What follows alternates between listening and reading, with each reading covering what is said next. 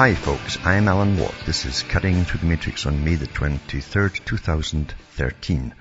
There's always newcomers to the show, so I always ask them to look into cuttingthroughthematrix.com website to make good use of it, because there's lots of information in the archives section where I go through the history. Over quite a few years, in fact, I've been putting up these free audios for download, and I go through the history of the big system we're born into and how it truly is a system, very intelligent system, run by people, think tanks and so on, and foundations across the world. And the foundations themselves are owned by multi-billionaires, some of them trillionaires, in fact, and they basically run the way the world is run. They shape it, the whole direction of the future, because they and their offspring want to be in charge of it again for another generation, and so on into infinity. So help yourself to the website, as I say. Remember too that you are the people who keep me going along here, and I just take along sometimes. So if you want to keep me going along, I don't bring on advertisers as guests. I don't take money from companies or anything like that. So it's up to you to keep me going if you want to. And you can buy the books and discs at cuttingthroughthematrix.com. And I go through, in the books, I go through the art of chronology, very old art. It's actually up to its expert stage today, in this day and age, by all the psychology, neuroscience and so on. It's all involved in tricking the public in so many different ways that they're unaware of, to direct their minds, give them their opinions, and shape the future, of course. So as I say, you can buy those, and from the US to Canada, you can still use personal checks or international postal money orders, or you can send cash, or you can use PayPal. Across the world, Western Union, MoneyGram and PayPal, and straight nations are terribly welcome as we go through inflation, or quantitative easing, as I like to call it. Sounds better, doesn't it? And that's part of the whole trickery of managing the public. It's all to do with terminology. Even the so-called old terrorist groups of the communist system in the US during the 60s came up with these ideas of using terminology, and they give you the terms that you now use in many areas, in fact, as they change them to make them sound less harsh or judgmental for particular terms used on certain peoples or groups or whatever, everything else. And then you start to use their terms, and you don't realize you're actually deflating your own points of view and shifting the sands underneath your feet as you use their terms as far as your stance goes. And we're managed this way by so many experts, from advertising, marketing, as I say, neuroscience, psychology, behaviorism, and so on. So you've got to understand how it's done. You can't really use your mind if you're sitting in front of a television or even a radio all day long and letting other people fill your head with their thoughts. They're not your own thoughts. You gotta have time to yourself to digest stuff, accept stuff, or reject it, or simply delete it, or find out for yourself. And that takes peace and quiet. And very few folk today have any peace and quiet to themselves. In fact, they've been trained not to. A lot of people today have anxiety and even neurosis if a TV isn't on all day and night, even when they're sleeping. And it's a sad state of affairs, but we've been trained to do this because these things are technically addictive. And as life gets more stressful and more fast-paced, more worries, more uncertainties, and that's how we're ruled, is through uncertainties. And then the government always say that you need us, the government, because we fix all your uncertainties for you as they create more and more and more, of course. That's a technique of control. And it makes you feel helpless. It's meant to. It's meant to teach you that you have no power whatsoever. That's the whole technique of government and all the crises they create. And again, it's abusers. Abusers tend to abuse their children, and the children, they're taught, groomed by these abusers, they turn to the abuser for help. And that's what the public do to governments. Back with more after this.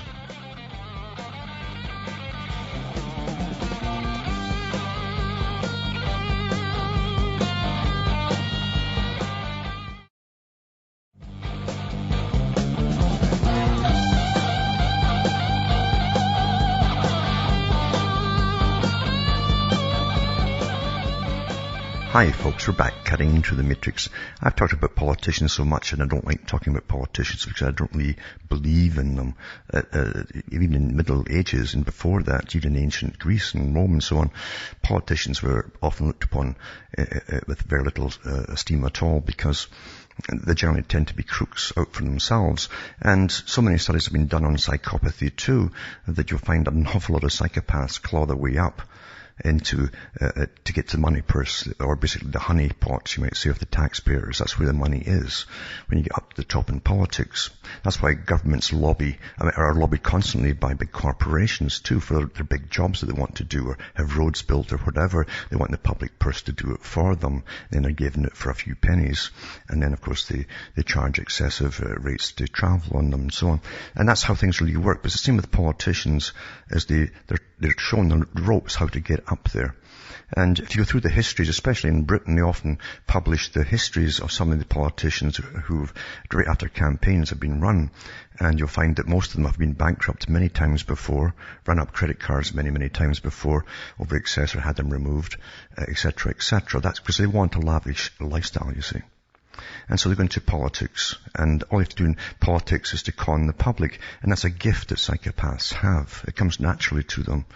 They seem to be born with it, and they look straight at you and tell you any lie at all in the most pleasant possible way, and you'll believe it. They're very believable, and often they're very likable too, as they go through their nefarious little tricks.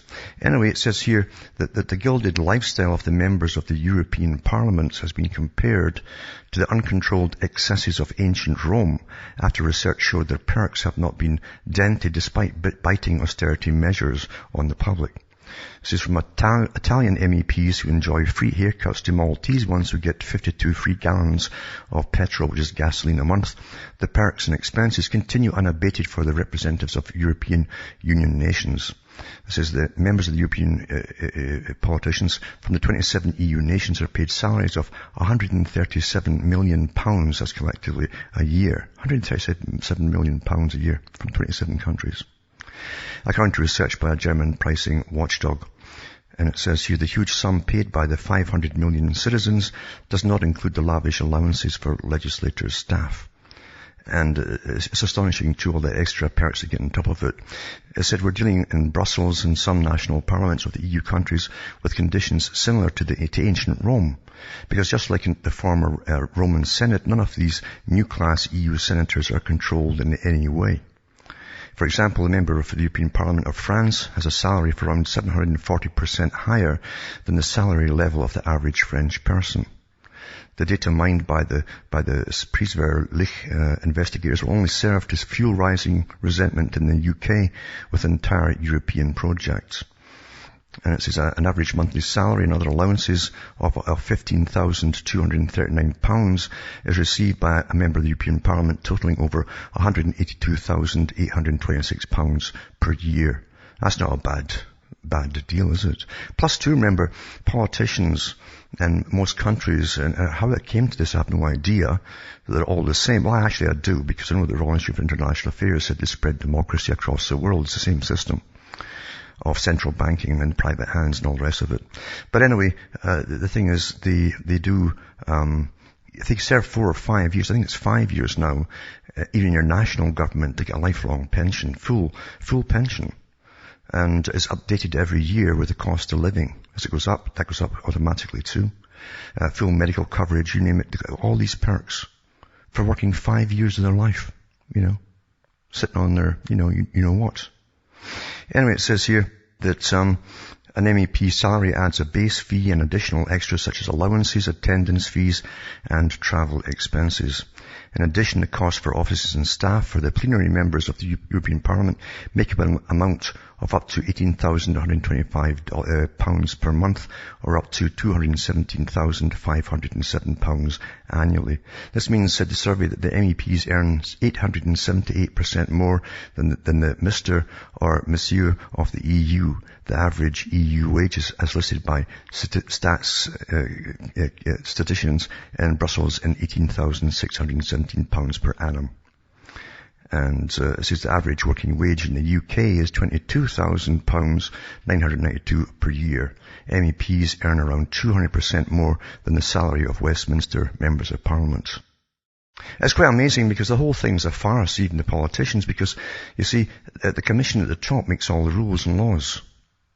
And the Parliament's separate. And the parliamentarians are allowed to debate things and score brownie points as they put each other down for limelight and cameras, but they can't put forth bills for laws changes, and they can't stop laws from getting passed. So what's the point of having it? Gives the appearance of a democracy. That's what it's for. But it says here, British members of the European Parliament and all, with all their travelling and other expenses taken into consideration, cost the British taxpayer £914,600 a year in each 5-year legislative period. The sum would take the average wage earner in the UK 40 years to attain. A Bulgarian citizen, they found, would have to work for 108 years to earn as much as his Brussels representative does in this timescale.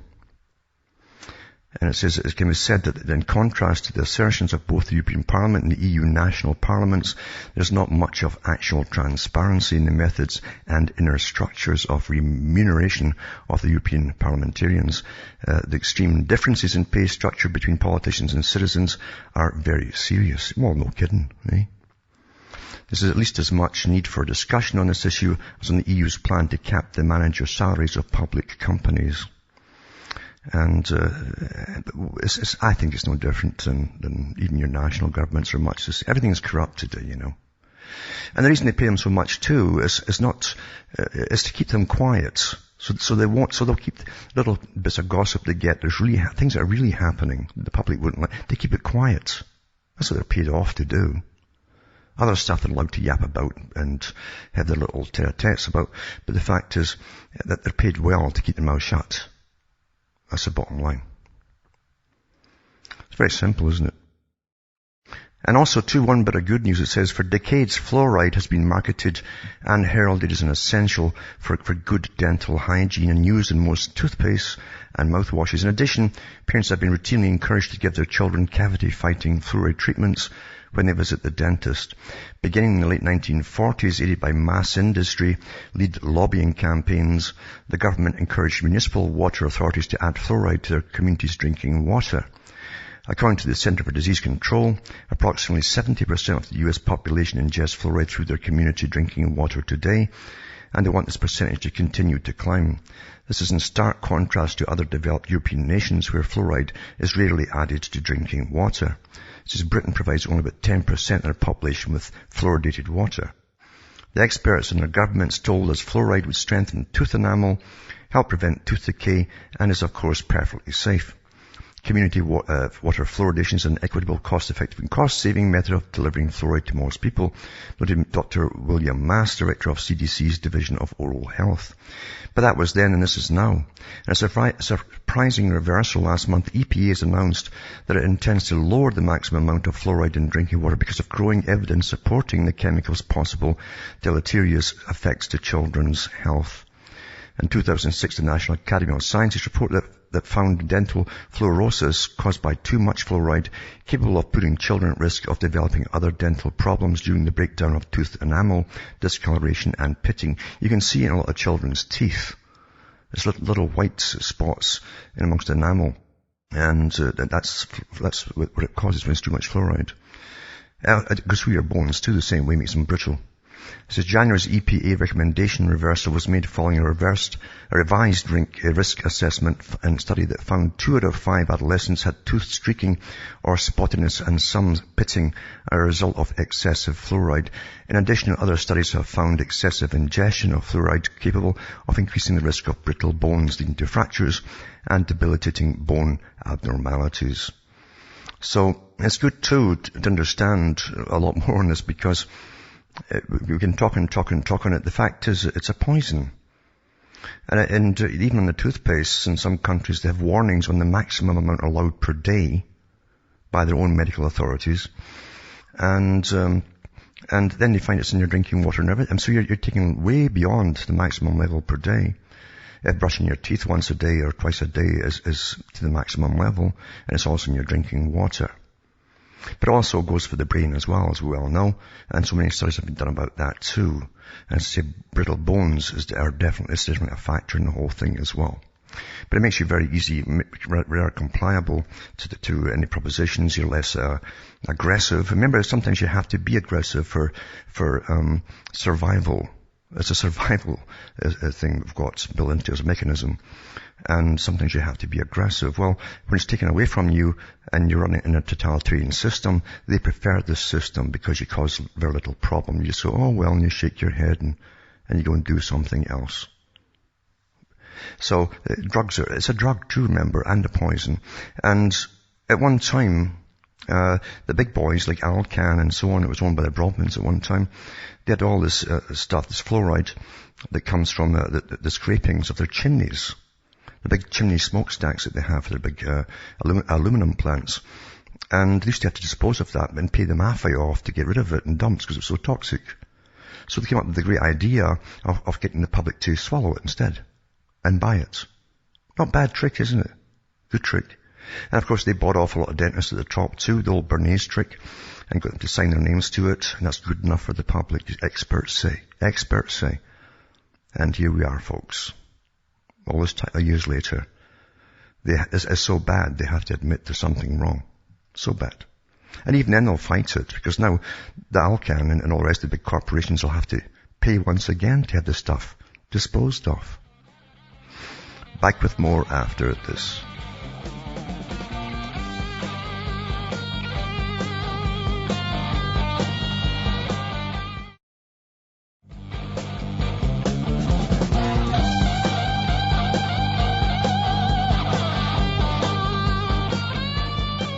Hi folks, we're back cutting through the matrix, and we hear lots of stories, of course, that like trivia to a lot of people. Eventually we get so much dished at us all the time of data, and sometimes we get something horrific, etc. Like yesterday, of course, you had the slaughtering in Woolwich in England with the two guys that basically made a public execution of a soldier that was off duty to protest the British involvement going over to Afghanistan and other countries, killing Muslims. That's what it was. It was a public execution. You'd think it was Rwanda you were into with the knives and so on, slashing away. Anyway, we also forget what happens at home as well. And I can remember going through some of the history of the CIA to do with many of the tests that we're doing at home over many, many years, not just MK Ultra, but they also continue that under many different guises. And because the whole thing is for the CIA is to get total control of the populations. And they even hired thousands of prostitutes in the US and set them up in apartments, and they had them all film gear set up too.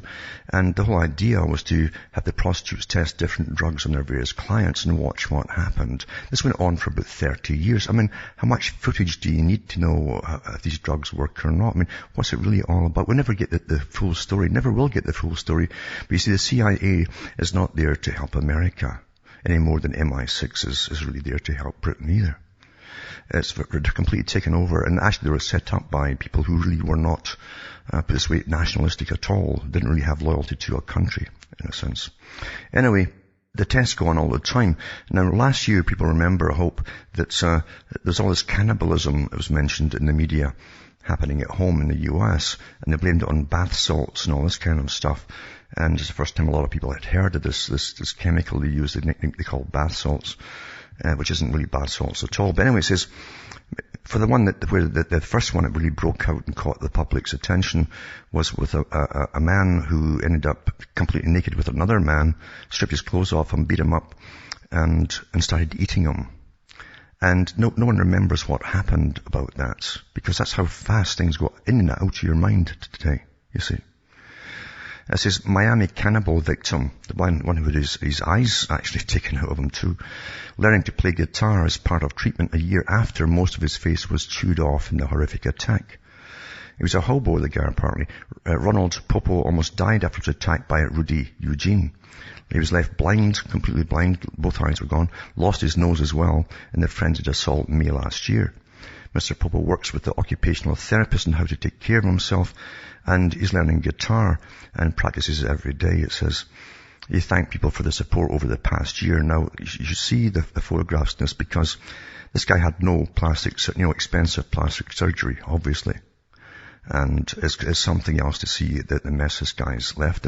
But the interesting part is too, is the little bits that they put out there without going any further about them. And, from the history of the perpetrator who caused this to happen, who did it and who was shot by the police in the act of eating the fella, they haven't said what caused it. He had no history of this thing, anything like this before.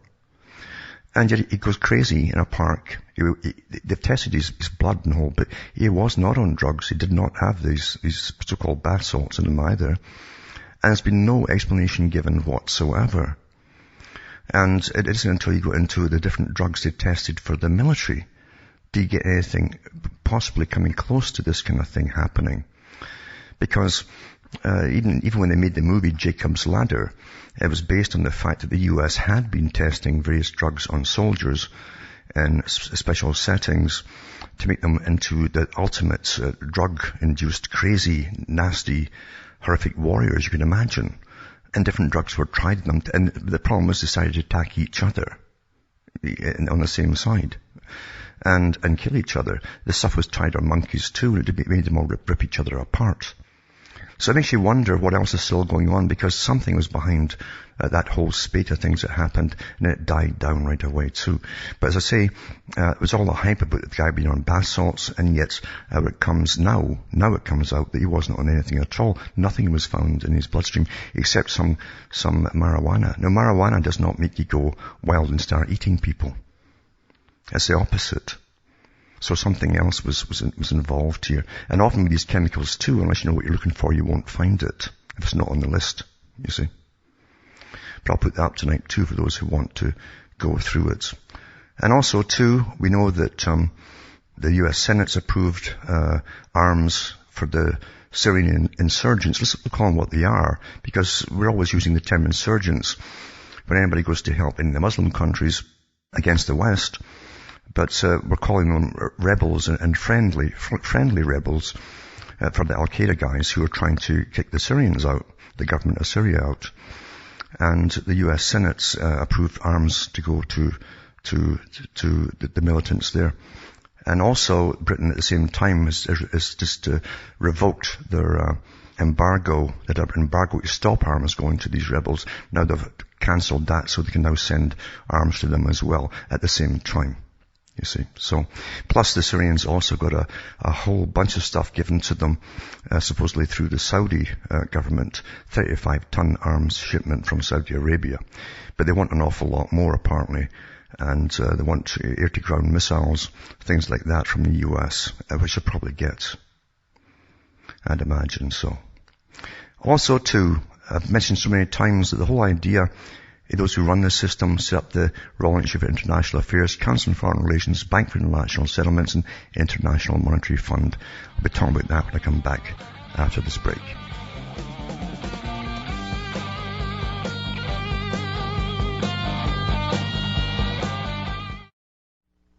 You're listening to the Republic Broadcasting Network, because you can handle the truth.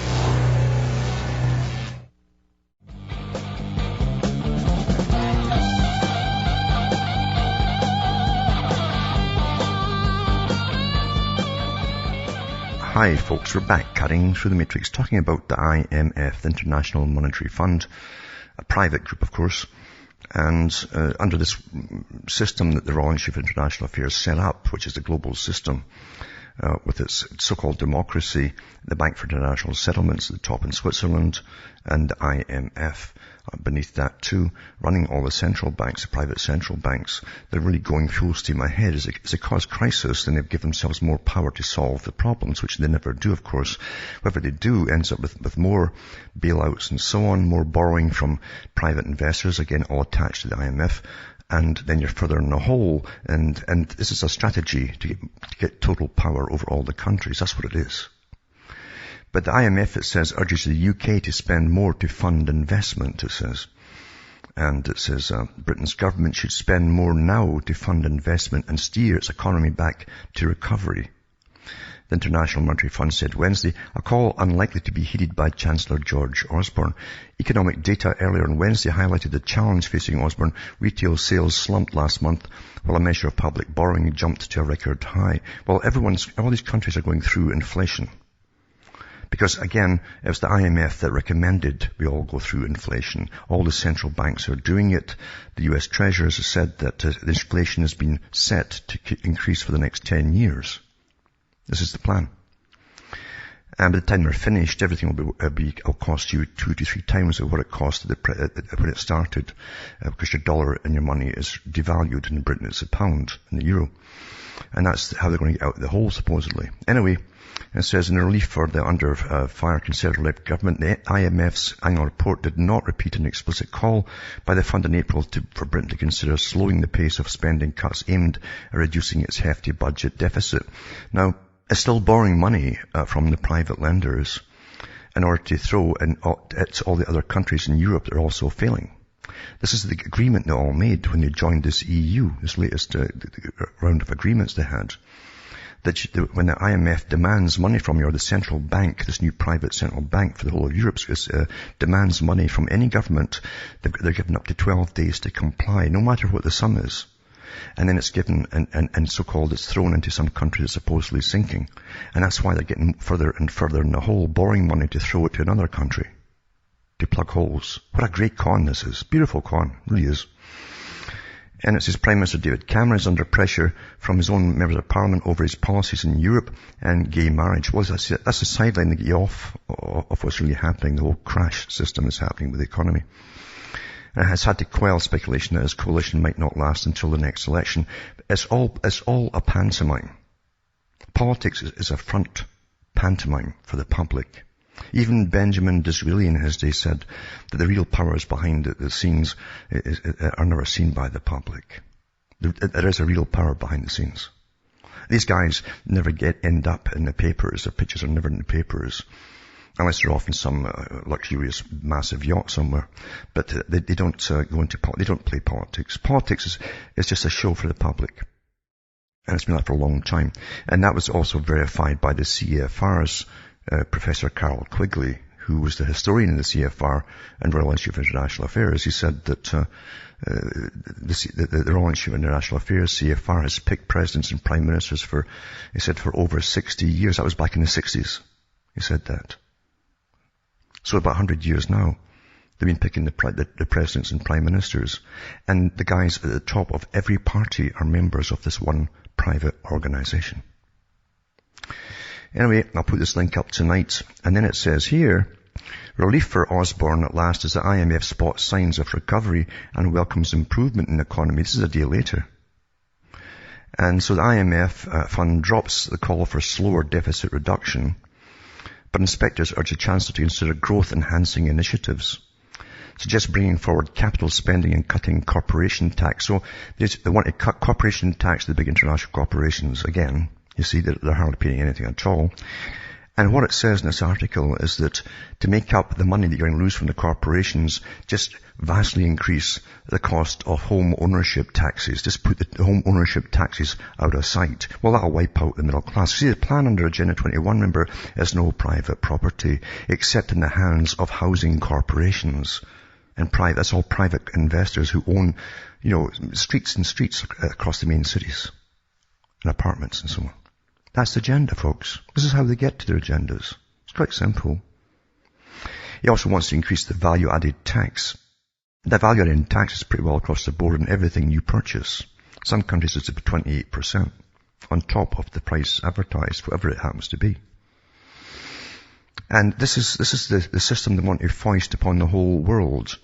And once the US and Canada and some other countries from Latin America are members of this transatlantic partnership deal, then we'll all be throwing money at them too, as they throw money supposedly at countries that are floundering and going bankrupt. So then we're all in the hole then. You say, what a great con. And then of course once we're all broke totally, they'll give us a new solution for a new system, a new economy, a new currency, etc., etc. Yep, that's how it's going to work, folks. Also, too, it says that IMF's Chopra wants the ESM to refinance Ireland bank debts, too. They've been really hammered in Ireland with the chronology. And, of course, their politicians are as corrupt as every other countries, unfortunately. And they've all sold out to these big banks. And also the G8, of course, has been held in Ireland, and it says the Irish police will get powers to block mobile phone signals for the G8 summit in Fermanagh, it says.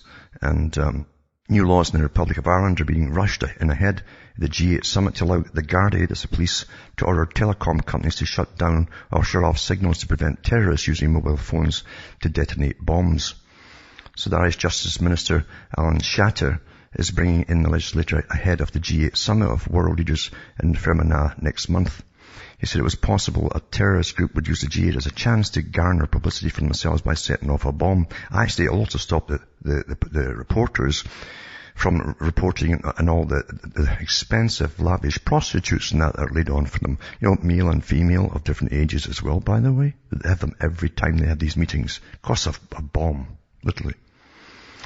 But anyway, this is their excuse for it anyway, that they're going to cut down and stop any possible terrorism. Why would they even have it there? Why would they have it somewhere else? Ireland's broke as it is. And it's going to cost them a hell of a lot of money to try and even put this on. And it says, coalition sources indicated the Gardaí have gone down this route before in limited circumstances, but Mr. Shatter will put the process on a legislative footing, setting out clear guidelines where senior Gardaí can make their request and obliging the mobile phone providers to abide by the order. So now they can simply order the ISP companies to just shut down all conversations.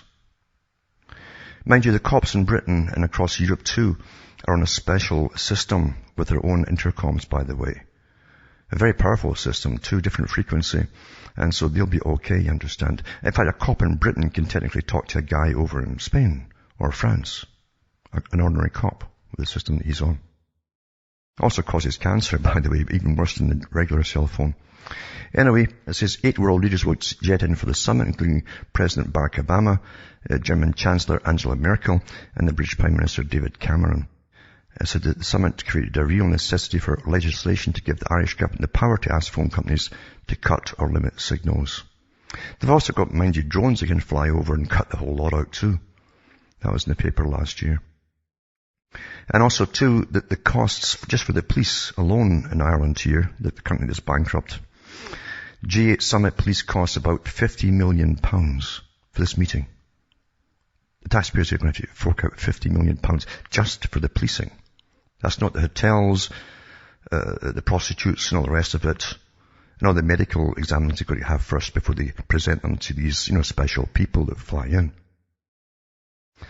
And so it says policing and security costs for the G8 conference in Fermanagh next month running at an estimated £50 million. All security chiefs in London and Belfast prepare for the summit at Loch Earn near Enniskillen. The body in charge of the finances said that the PSNI had been told it must obtain a written guarantee that any expenditure can be recouped. God knows how. So I'll put this up tonight too, but this is the sort of cost of this thing, and that's cheap compared to the big G20 they had in Canada. That was in the billions, And I don't think we've ever been told the complete cost of it. We even built a private sort of lake, a little model lake for them with a log cabin in the middle. I don't know who got that bed. But anyway, that's what they do. Now, if those who have never gone through the history of psychiatry, remember there's a political agenda and a social agenda behind psychiatry.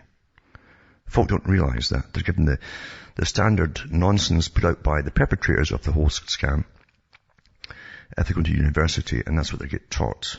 And you have to go into the history of Freud and read everything the man wrote, including his private letters and addresses he gave to different agencies and organizations to understand what it was all about. But it was to also give a group of people the right to determine who was sane, who was not sane.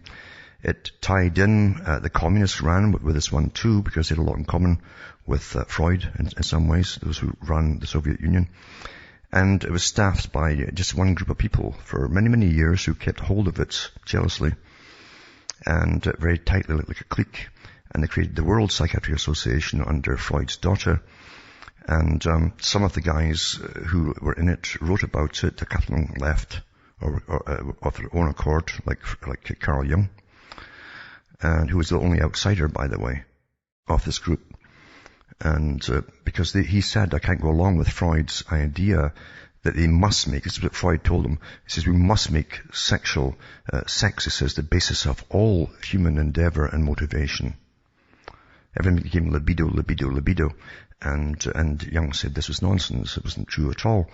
But Freud had to have sunk everything on this, you see, to make it so, because there was a theory going round that a certain backlash against a certain people was always caused by sexual suppression of those in the Western countries. This is what they claimed for certain discrimination, you might say. Completely false, but this is what they put out. And of course that's why they sexualized the whole culture. Massive thing behind it. And eventually too, they wanted the right to grab every child at school. This is back in the 1920s and 30s. And drug them early on. Because everyone in this out culture, which is all the West, that's the out culture, not the in culture, was technically mentally ill. This is the conclusion this group came to. So you have to understand that's what was really, really behind it. Never made the big pharma boys that were also on board with it and so on. Anyway, many years later on comes the usual things, attention deficit disorders and things like that. And it says here, the inventor of ADHD's deathbed confession says that ADHD is a fictitious disease. It says, fortunately, the Swiss National Advisory Commission on Biomedical Ethics, called NEK, President Ottfield Hoff, critically commented on the use of the ADHD drug Ritalin, as speed-based amphetamine, in its opinion of 22nd November 2011, titled Human Enhancement by Means of Pharmacological Agents. The consumption of pharmacological agents altered the child's behavior without any contribution on his or her parts. That amounted to interference in the child's freedom and personal rights because pharmacological agents induced behavioral changes but failed to educate the child on how to achieve these behavioral changes independently. The child was thus deprived of an essential learning experience to act autonomously and emphatically, which considerably curtails children's freedom and impairs their personality development, the NEK criticized. The alarmed critics of the Ritalin disaster are now getting support from an entirely different side. The German Weekly, Der Spiegel, quoted on its cover story 2nd February 2012, the US-American psychiatrist Leon Eisenberg, born in 1922 as a son of Russian Jewish immigrants, who was the scientific father of ADHD. He invented it, and who said at the age of 87, 7 months before his death, in his last interview, he said, ADHD is a prime example of a fictitious disease. Since 1960, however, some 40 years later, Leon Eisenberg's disease haunted the diagnostic and statistical manuals. First as hyperkinetic reaction of childhood, now called ADHD, and the use of ADHD medications in Germany rose in only 18 years from 34 kg, it says, in 1993, to a record of no less than 1,760 in 2011, which is a 51-fold increase in sales. That's kilograms of medication. What a great thing is to come out with a con, they're all sick.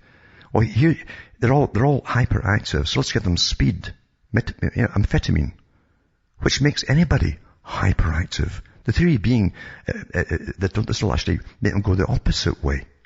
Boy, this is a belief system for you, eh? So it says a 51-fold increase in sales on this amphetamine. In the US states, every 10th boy amongst 10-year-olds already swallows an ADHD medication on a daily basis with an increasing tendency. And it says, when it comes to the proven repertoire of Edward Bernays, the guy, a Greek chronologist, Edward Bernays, the father of propaganda, to sell the First World War to his people with the help of his uncle's psychoanalysis and to distort science and the faith in science to increase profits of the industry, what about investigating on whose behalf the scientific father of ADHD conducted science? His career was remarkably steep, and his fictitious disease led to the best sales increases. And after all, he served in the committee for the DSM-5, that's the stats manual, and the diagnostic manual for the Psychiatry Association, and ICD-12, American Psychiatry Association, from 2006 to 2009. After all, Leon Eisenberg received the Ruan Prize for child and adolescent psychiatry research. He's been a leader in child psychiatry for more than 40 years through his work in pharmacological trials, research, teaching, and social policy, and for his theories of autism and social medicine. And after all, Eisenberg was a member of the organizing committee for Women and Medicine Conference, Bahamas, November 29 to December 2006. And it goes through the different foundations he belonged to. He's a top guy in all these foundations as he pushed his drugs. And it says that, it says of the 170 DSM panel members, 56% had one or more financial associations with companies in the pharmaceutical industries.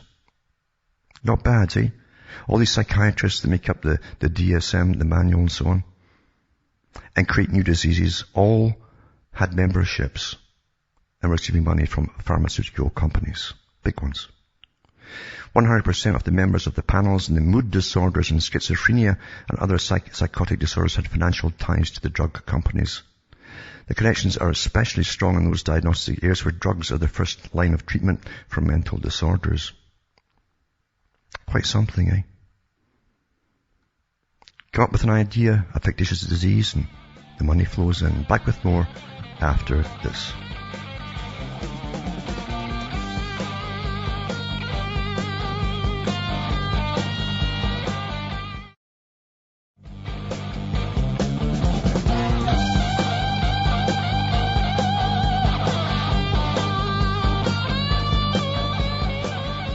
Hi folks, we're cutting through the matrix. And also, back to the IMF again, International Monetary Fund.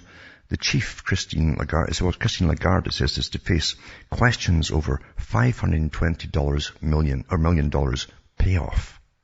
They're all crooks, you see, but she'll get off with it. They've got to keep their reputation, understand, or we have no confidence in them. That's what they always tell you. So the International Monetary Fund chief, Christine Lagarde, is facing questions at a special Paris court Thursday over her role in the €400 million, which is $520 million payoff to a controversial businessman when she was France's finance minister. The court hearing threatens to sully the reputations of both Lagarde and France. The payment was made to well-connected entrepreneur Bernard Tapie as part of a private arbitration process to settle a dispute with state-owned bank Credit Lyonnais over the botched sale of Adidas company in the 1990s. It is seen by many in France as an example of the cozy relationship between big money and big power in France. Lagarde earned praise for her negotiating skills as managing director of the IMF through Europe's debt crisis and is seen as a trailblazer for women leaders. Her decision to let the Adidas dispute go to private arbitration rather than settled in the courts has drawn criticism, and French lawmakers asked the magistrates to investigate. So it says, a press briefing Thursday in Washington, IMF spokesman Jerry Rice said it's an executive board at Lagarde's request. It said had already waived her diplomatic immunity to the extent necessary to enable her to appear before French authorities in the case. Anyway, she was real pally with this guy, you see, and she ruled in his favour. And this all comes down to, it's an awful lot of cash, certainly, he was awarded. And that's how things work at the top. You know, you scratch my back and et cetera, and things like that. Goes on all the time. And also, this article here, it's often, you know, I think those guys in the FBI and any agency at all, if some big story breaks and there's a lot of limelight on anything, it's dangerous for them. Because some of the agents who investigated and caught Sarnath in the Boston bombings, 2 FBI agents just fell out of a helicopter. They fell out of a helicopter and died. Kind of dangerous work, that, eh? In a training exercise, supposedly. So it says 2 members of the FBI's elite counter-terrorism unit died Friday when practicing how to quickly drop from a helicopter. Well, they got the latter part right. They dropped awfully quickly, I can tell you that. To a ship using a rope. The FBI announced Monday in a statement. They call it abseiling, as you abseil down the rope. The statement gave few details regarding the deaths of Special Agents Christopher Lorick and Stephen Shaw. Others say that the helicopter encountered unspecified difficulties and the agents fell a significant distance. God, as I say, it was like the Kennedy assassination. All the witnesses that they got at the time, they all ended up just dying. One after another. All natural causes, though, mind you. And it led folk to wonder if most of them even existed. This is what happens, you see, when you've left with so much mysticism at the end of things. Doesn't it? Anyway, so the official blamed bad weather for the incident and said the agents, members of the FBI's hostage rescue team based in Quantico, fell into the water. The official said he believed the agents died as a result of the impact rather than drowning. It must have been from an awful height to die with the impact of hitting the water. And Glenn McBride, spokesman for the State Medical Examiner's Office, said it could be months before his staff can release a final cause and manner of death for the two agents. So, yeah, that can be dangerous indeed, eh? Yep. Anyway, from Hamish myself from Ontario, Canada, it's good night to me. God or your gods go with you.